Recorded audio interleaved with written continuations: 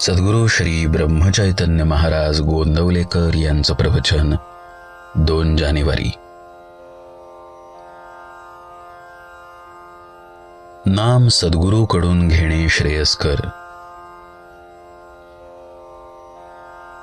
नाम सद्गुरूकडून घेणे जरूर आहे की ते आपणच आपल्या आवडीप्रमाणे घेतले तरी चालेल.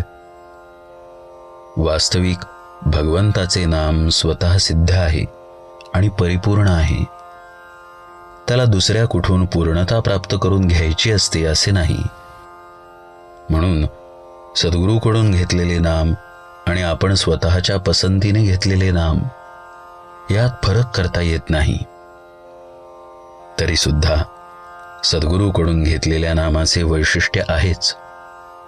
ते असे की तो त्या नामाच्या पाठीशी सत्ता रूपाने असतो आणि आपल्याकडून नामस्मरण होण्यात त्याची आपल्याला फार मदत होते.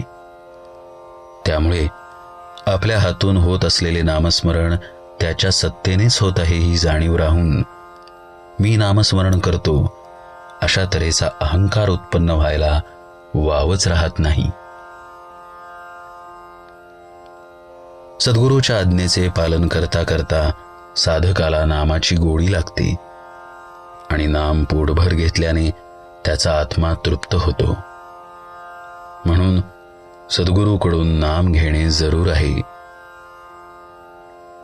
सद्गुरू भेट होईपर्यंत मात्र आपण आपल्याकडून नामस्मरण करत राहणे आवश्यक आहे. कारण ते नामस्मरणच आपल्याला सद्गुरूची भेट करवून देईल. तसे पाहता आधी संताची भेट होणे कठीण आणि समजा भेट झाली तरी त्याच्यावर विश्वास बसणे त्याहून कठीण असते. म्हणून नामाचे साधन चालू ठेवावे. खडीसाखर ठेवली म्हणजे मुंगळ्यांना आमंत्रण करावे लागत नाही. ते आपोआप तिचा शोध काढत येतात. तसे तुम्ही खडीसाखर बना म्हणजे संत तुमच्याकडे धावतच येतील. खडीसाखर बना म्हणजे संतांना आवडेल असे वर्तन करा. संतांना काय आवडते?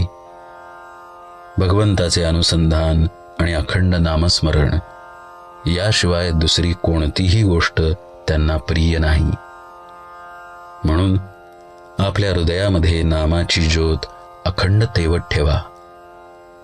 सद्गुरू तुमचा शोध घेत येतील आणि तुमच्यावर कृपेचा वर्षाव करतील.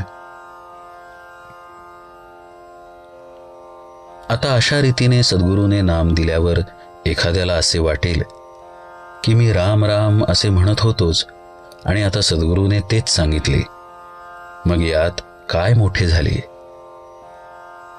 पण यातच विशेष आहे. कारण यात मी करता हा अभिमान टाकावा लागतो. सद्गुरूकडून नाम घेतले म्हणजे आपल्या कर्तेपणाच्या अभिमानाला वावच राहत नाही. मिठाचा एकच खडा खीर नासवायला पुरेसा होतो. त्याप्रमाणे अभिमान हा सर्व साधन नासवायला कारणीभूत ठरतो.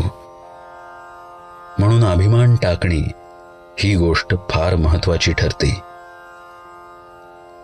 भगवंताचे नाम हे औषध समजावे. भगवंताची प्राप्ती हे त्याचे फळ. जरूर तेवढेच करणे म्हणजे सांगितलेले तेवढेच करणे, जास्त न करणे हे त्याचे अनुपान समजावे. औषध मात्र थेंब थेंब आणि सतत पोटात गेले पाहिजे. साध्या शब्दाचा सुद्धा आधार मोठा असतो. मग भगवंताच्या नामाचा आधार केवढा मोठा असेल. जानकी जीवन स्मरण जय जय राम.